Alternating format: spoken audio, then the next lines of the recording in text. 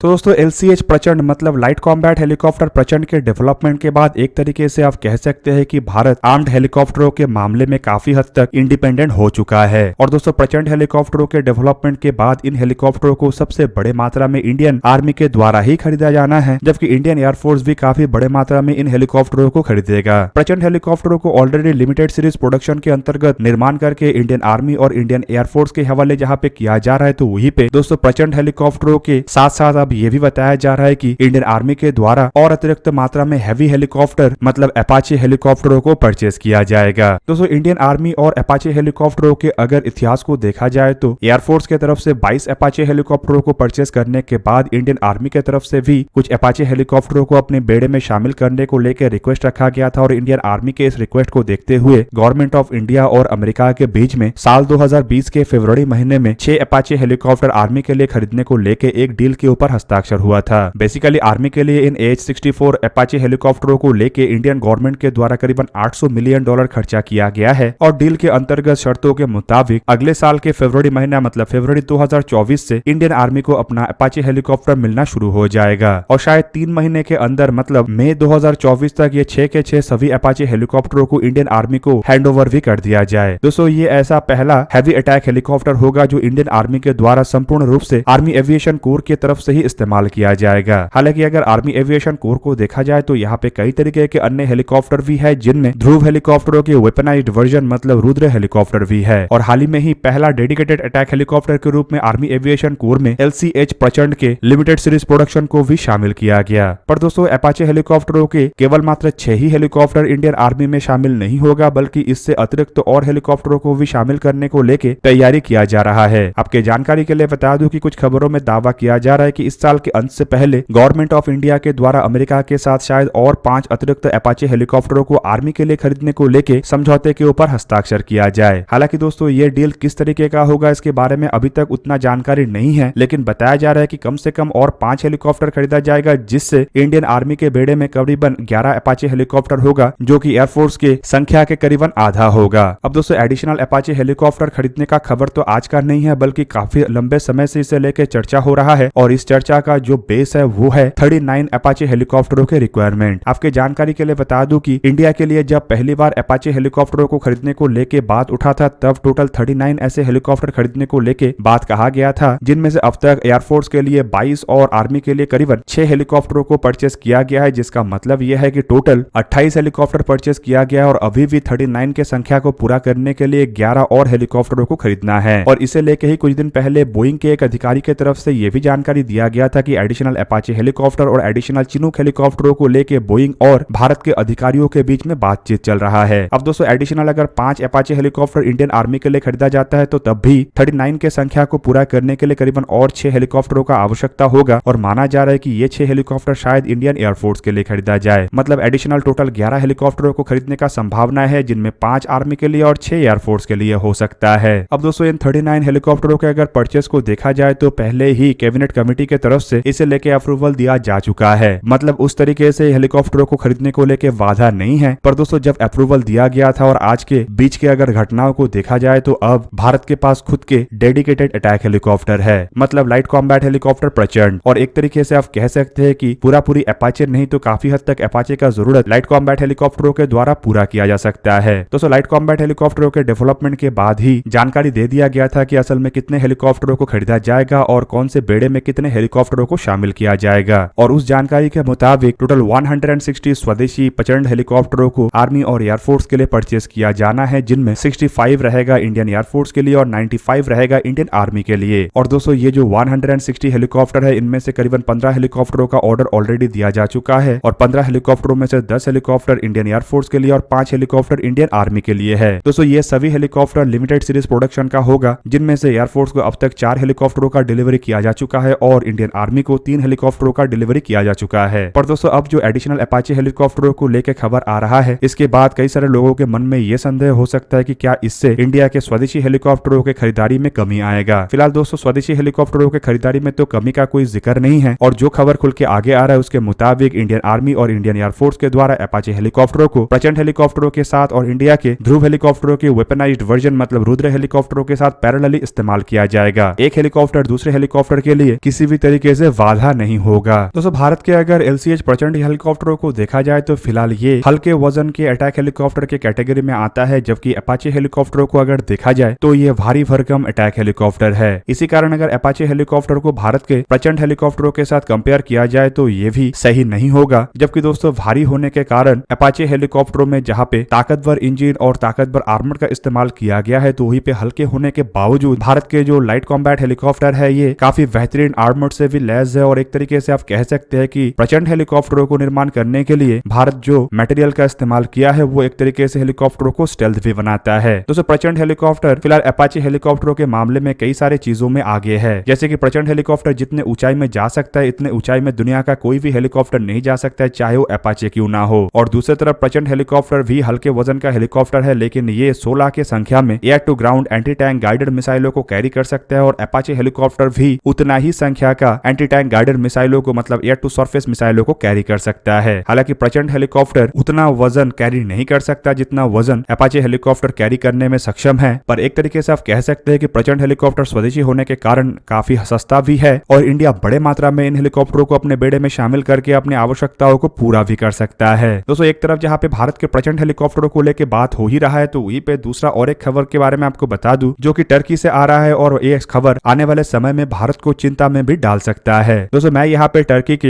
हुरजेट के बारे में बात कर रहा हूँ, जो कि एक लाइट अटैक हेलीकॉप्टर के रूप में टर्की के द्वारा बनाया जा रहा है। और टर्की के हुरजेट एयरक्राफ्टों ने अपना फर्स्ट फ्लाइट को कंप्लीट कर लिया है। रिपोर्ट के मुताबिक हाल ही में ही टर्की के Hurjet trainer and light attack helicopter के जो पहला प्रोटोटाइप है उसने अपना पहला उड़ान भरा। और दोस्तों टर्किश मीडिया के मुताबिक इन एयरक्राफ्टों का डेवलपमेंट टर्की के द्वारा संपूर्ण स्वदेशी तरीके से किया गया है और टर्की के एरोस्पेस इंडस्ट्री मतलब TAI ने एयरक्राफ्टों को बनाने में भूमिका निभाया है। अब दोस्तों इन एयरक्राफ्टों के फर्स्ट फ्लाइट को अंजाम देने के बाद टर्की के अधिकारियों के तरफ से मीडिया को जानकारी दिया गया कि ये जो फर्स्ट फ्लाइट था ये सेफ्टी के साथ कंप्लीट हुआ है और फ्लाइट के दरमियान एयरक्राफ्टों के बराबर में टर्किश एयरफोर्स के F-16 एयरक्राफ्ट भी उड़ान भर रहा था। दोस्तों F-16 एयरक्राफ्टों से ही हुरजेट एयरक्राफ्टों के उड़ान भरने के दरमियान कुछ फोटोज और वीडियोस को भी लिया गया जो फिलहाल टर्की के अंदर काफी वायरल है। दोस्तों टर्की की तरफ से इन एयरक्राफ्टों को बेसिकली अपने पुराने हो चुके T-38 ट्रेनर एयरक्राफ्टों को रिप्लेस करने के लिए बनाया गया है, लेकिन टर्की के ये एयरक्राफ्ट आने वाले समय में भारत के लिए एक बहुत बड़ा चैलेंज बन सकता है। और दोस्तों मैं ये इसीलिए कह रहा हूँ क्योंकि हाल ही में जब मलेशिया के टेंडर निकला था तो भारत के द्वारा जहाँ पे अपने तेजस एयरक्राफ्टों का ऑफर मलेशिया को किया गया था, तो वहीं पे टर्की की तरफ से अपने हुरजेट का ऑफर रखा गया था। बेसिकली दोस्तों इन एयरक्राफ्टों को एक लाइट ट्रेनर और लाइट अटैक एयरक्राफ्ट के रूप में बनाया गया है, जिसे कि आप एक LIFT मतलब lead in fighter trainer aircraft भी कह सकेंगे। अब दोस्तों भारत जहाँ पे तेजस एयरक्राफ्टों को एक हल्के वजन के मल्टी रोल एयरक्राफ्ट के रूप में डेवलप किया है और HLFT-42 एयरक्राफ्टों को LIFT एयरक्राफ्ट के रूप में बना रहा है, तो वहीं पे आने वाले समय में भारत जिन टेंडरों में इन एयरक्राफ्टों का ऑफर करेगा उन सभी टेंडरों में टर्की की तरफ से अपने हुरजेट का भी ऑफर रखा जाएगा। अब दोस्तों भारत के तेजस एयरक्राफ्ट तो काफी पहले ही बन चुका है और एक तरीके से आप कह सकते हैं कि तेजस एयरक्राफ्ट हुरजेट से टेक्नोलॉजिकल और सभी मामलों में आगे है, लेकिन भारत के जो LIFT एयरक्राफ्ट मतलब HLFT-42 का निर्माण हो रहा है वो अब तक बना नहीं है और कब तक बनेगा उसका भी फिलहाल ऐसा कोई जानकारी नहीं है, जिससे कि दोस्तों अब खतरा ये है कि HLFT एयरक्राफ्ट बनने से पहले HLFT एयरक्राफ्टों के जो मार्केट है उसके काफी हद तक शेयर टर्की के हुरजेट एयरक्राफ्ट खा जाएगा और आने वाले समय में HLFT एयरक्राफ्टों के लिए हुरजेट एक बहुत बड़े एक्सपोर्ट कॉम्पिटिटर भी बनेगा।